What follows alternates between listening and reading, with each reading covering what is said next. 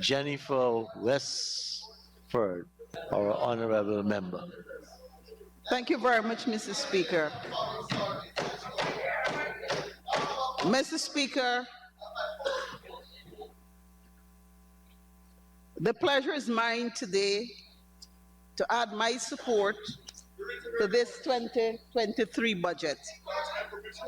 Mr. Speaker, my congratulations are extended to the Honorable Dr. Ashley Kumar Singh, Minister of Finance, for his Herculean effort in the crafting, preparation, and the presentation of this budget. Congratulations are also extended to the staff of the Ministry of Finance who worked diligently beyond the call of duty to ensure that this budget was presented to this nation on time. Mr. Speaker, the honorable member that just spoke, Ms. Alert, that had her maiden speech. Mr. Speaker, let me correct some things that she said. One is that it was the former President Janet Jagan who first brought Exxon to this country in 1999. And Mr. Speaker, in April of 2015, under the presidency of His Excellency Donald Ramotar, is when Exxon first announced that they found oil in April 2015. What miss exactly? It was a big joke. But unfortunately for this country, Mr. Speaker, the PPP lost the elections and there entered into the ring the APNU AFC. And Mr. Speaker, in April of 2015, no, Mr. Speaker, in May of 2015, it's when APNU collected $3.6 million and signed what I would deem a messy production agreement bonus. Mr. Speaker, and the rest we know about. The rest is history. Mr. Speaker, the honorable member also made, what was she asking? She was asking for single parents to be supported by government, that we should help persons who have lots of children. Maybe, Mr. Speaker, if the honorable member was paying attention, when the Honorable Minister of Human Services was speaking, and the honorable members, Mr.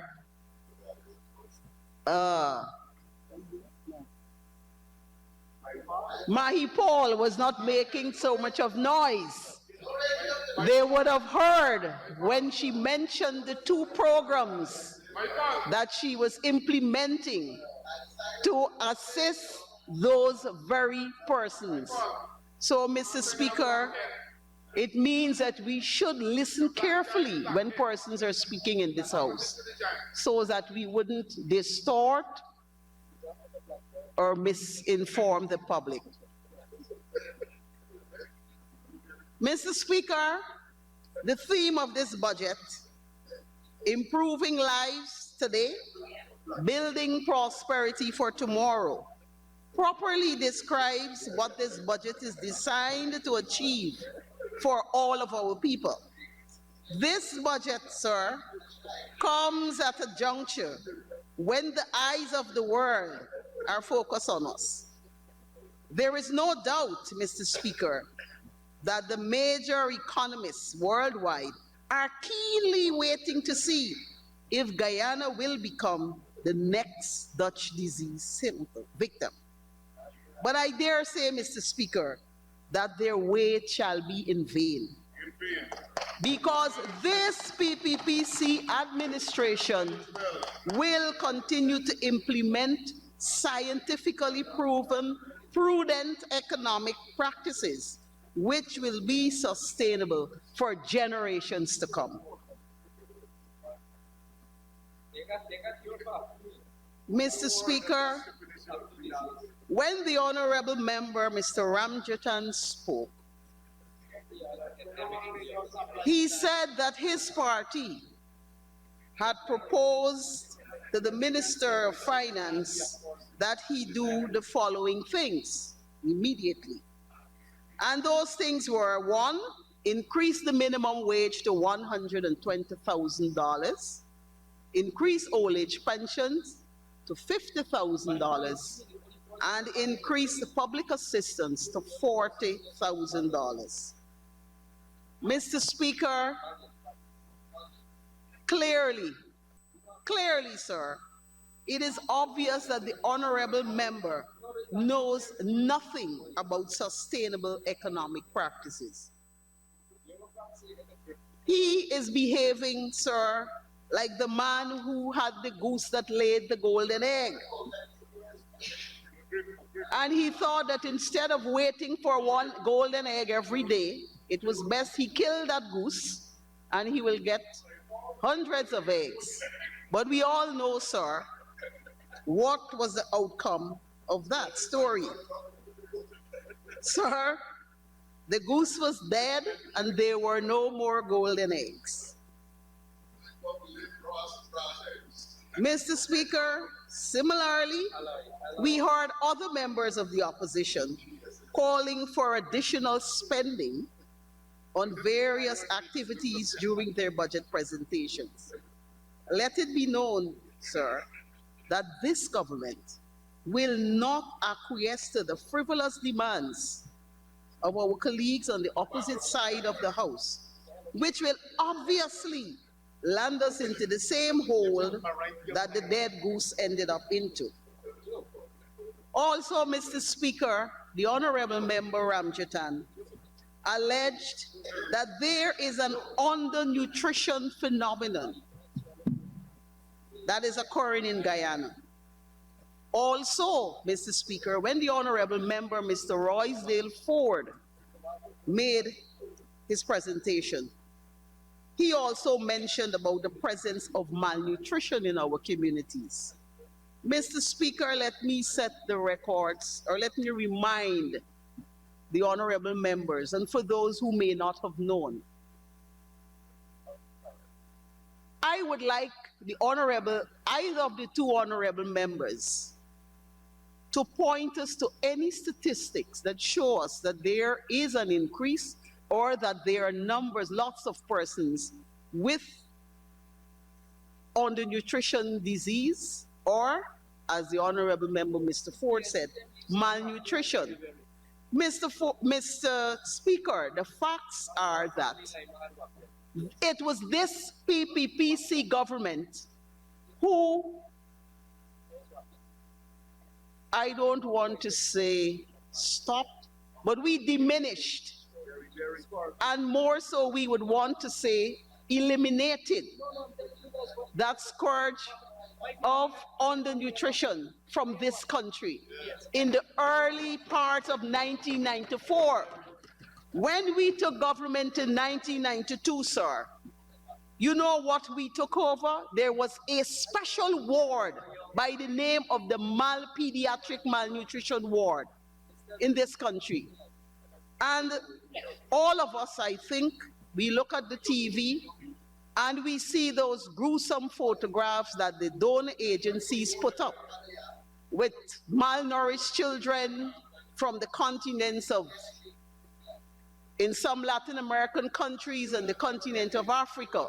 And we probably cringe when we see those little children with fine limbs, very stick-like limbs, big stomachs, a big head, and some little fine hair on it. Sir, that is what we had here in this country until the first quarter of 1994, sir. Sir, This is no joke. This is showing that this PPPC government has always and will always have people at the forefront of everything that we do. Mr. Speaker, there was another, and as a matter of fact, if we go back to statistics, we will see that one of the causes of death in children below 5 years old, 5 years and below, was what? Malnutrition, sir. Malnutrition and gastrointestinal diseases. Mr. Speaker, there was another thing too, which not only the children were affected. We had to deal with the adults. And where was it occurring? In one of our the government institution. Remember, they had the Berry Walk. And I'm convinced there are some persons who may still be alive who were incarcerated during that time who will have the scars to show what happened there. And sir, instead of Berry now in our prisons, we have persons going in skinny and coming out back well muscular out of our prisons.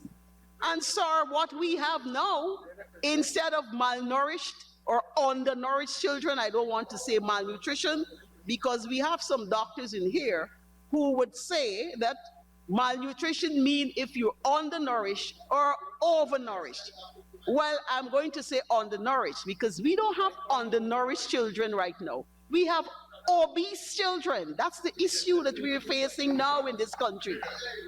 And the Honorable Minister of Health will tell you, we are currently implementing mechanisms for nutritionists to advise our parents not to overfeed their children and have them fat, like our friend Mahi Paul over there.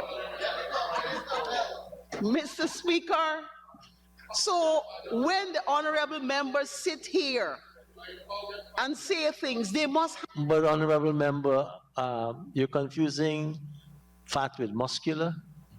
I hope you're not imputing. Okay.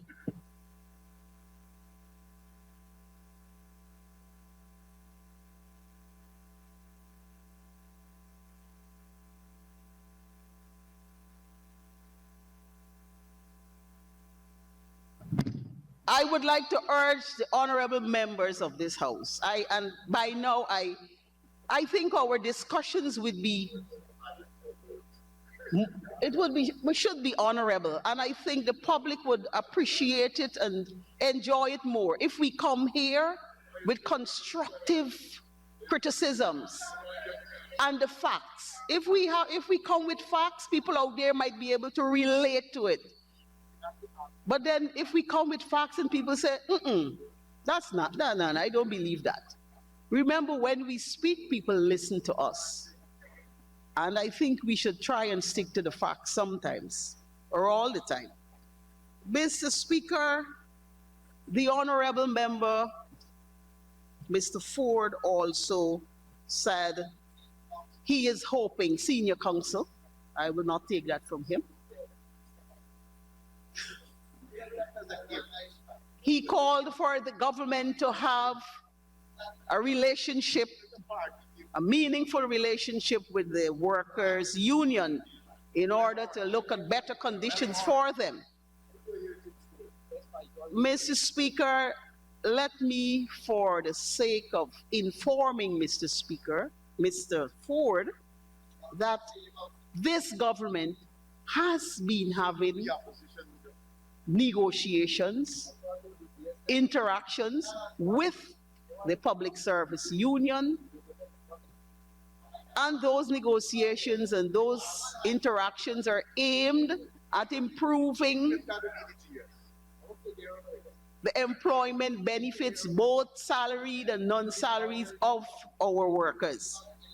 Mr. Speaker, maybe I know that Mr. Ford pays keen attention to what happens with the Public Service Union and the PSM, but I think something sidetracked him, because we have been meeting since last year, and we met quite a few times this year already, year before last year, and we're scheduled to meet again this year very soon.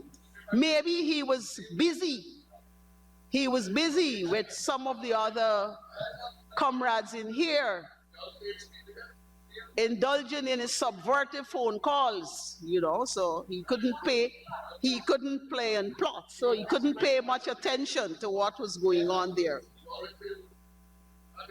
Mr. Speaker,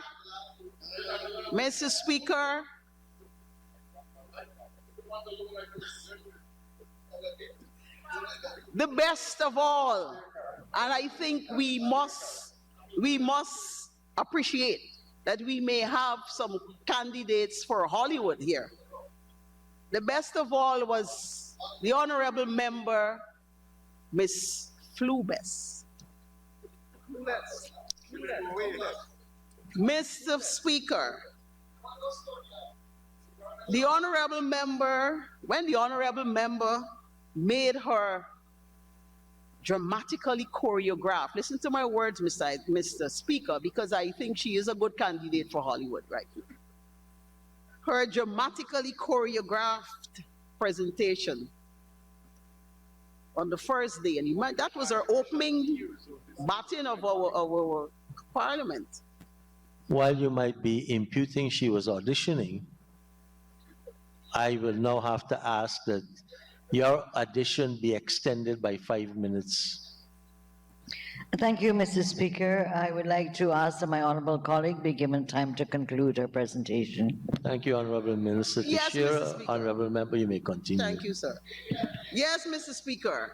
During her speech, she tried to portray this government of being uncaring, heartless, and most of all, racist. Mr. Speaker, and why was this so? Why was she saying that? All because there were a group of persons who were illegally squatting on the government lands, which are earmarked for developmental programs in this country. And Mr. Speaker, they were not removed sneakingly by night. They were firstly informed that they would need to remove. They were offered packages, sir, relocation packages, which some of them accepted and some of them refused. Most of them accepted, thank you.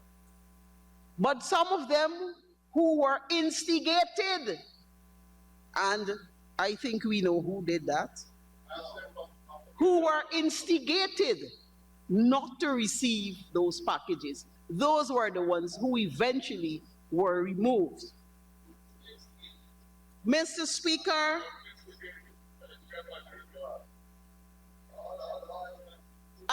I'm going to quote something and then I will say where it's from.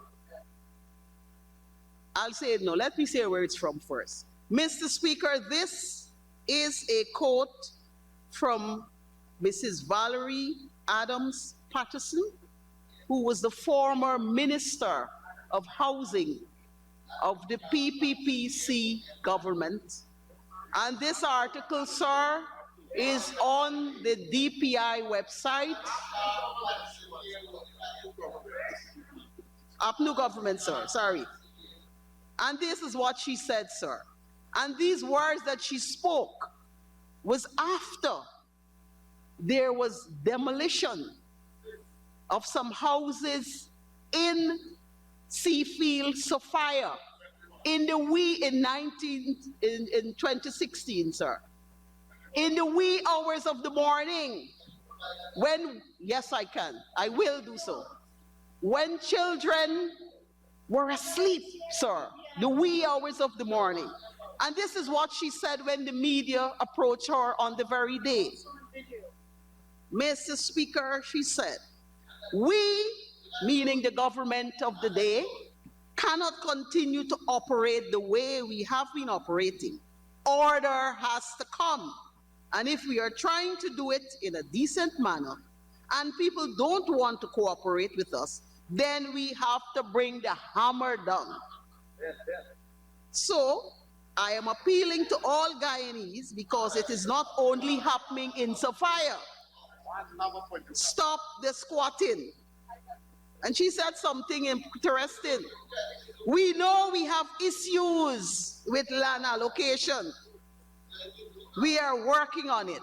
Stop the squatting.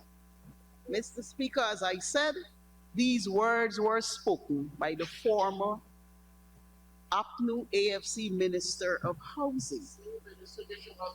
And Mr. Speaker, this was not only done in Sophia, there were also demolitions in Region 3 and in East Ranville. Mr. Speaker,